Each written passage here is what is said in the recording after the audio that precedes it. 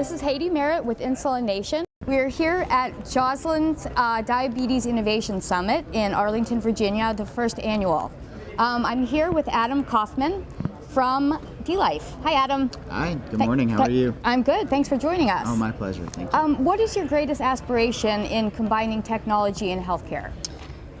For me, I think the really exciting opportunity is to continue to put the patient at the center of the experience and drive real consumerism in healthcare. The catchphrase for this event is be considered part of the solution. What does that mean to you? So dLife has been part of the solution for people with diabetes for 8 years now. Yeah. And for us, it's really important. We've actually been partnering with Joslin for a number of years. Yep. And we know that diabetes is a bigger problem than any one company can solve. So being part of the solution is being part of that ecosystem and really being a partner, most importantly for us, to the consumers and the people with diabetes, but then of course to the providers and the manufacturers and the health plans.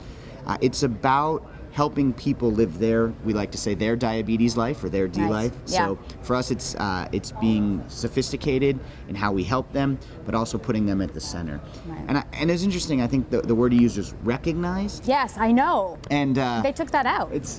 Yeah. I remember seeing that in the writing. And it was in the writing, and now on the posters, it doesn't. It just says "Be the solution." Yeah, because it's far less important to us to be recognized. Right. That's why I put the question in. Isn't that funny? Good eye. But it's interesting, actually. I will say, though, that having been recognized as a partner and a leader, and we've been very fortunate to win a number of awards, to partner with a lot of groups, it does help us do one thing. There's such a challenge in diabetes of getting people engaged with their own condition. Right.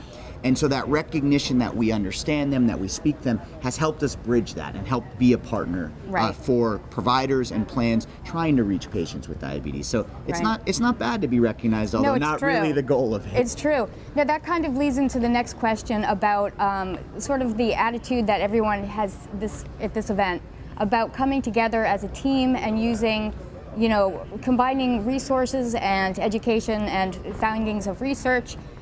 So a team approach as opposed to the competitive approach for motivation. Like, do you think that this is something that will work? I think so. I think at the heart of successful care is relationships. Yeah. And dLife has spent years trying to build relationships, and we've been very fortunate. We have a relationship, if you will, with millions of people with diabetes. For those of you who don't know, we have a television program, and over 500,000 people a week will watch our show. The website, dlife.com, more than 1 million people each month. That's crazy. That's huge. Yeah, and we think we interact with maybe 2 million people a month and 4 or 5 million a year. And so building that relationship with them first as individuals has helped us improve their lives.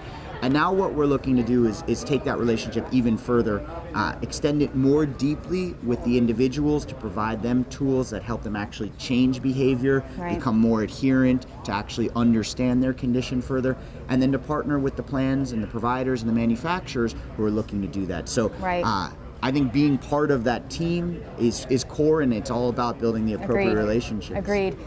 Do you think that with the introduction of technology to the disease and to the way that we cope with it, not being tech savvy affects the care? Like, are you being left behind if you're not tech savvy? So what we've really thought about is thinking about technology a little bit bigger. How can we use television? And you've seen some good examples here actually at the show of how television is being used to engage. We're doing a lot of work in innovating. Everywhere, like almost every booth has a television going right now. I give you guys credit for doing that as well. And we're innovating in print. Yep. So thinking about how you connect. I love paper. I love print. I mean, seriously, I print out things that I feel are important enough to read. Yeah. So Absolutely. it's still done. And we've done some work. So we ran a randomized controlled trial with the Geisinger Health System, and actually showed that if you think about this sort of broader approach, giving people face-to-face interactions because their clinicians were involved, letting them go online, letting them watch TV, giving print materials, we can actually make a big difference in their care. We drive improvements in A1C and in weight.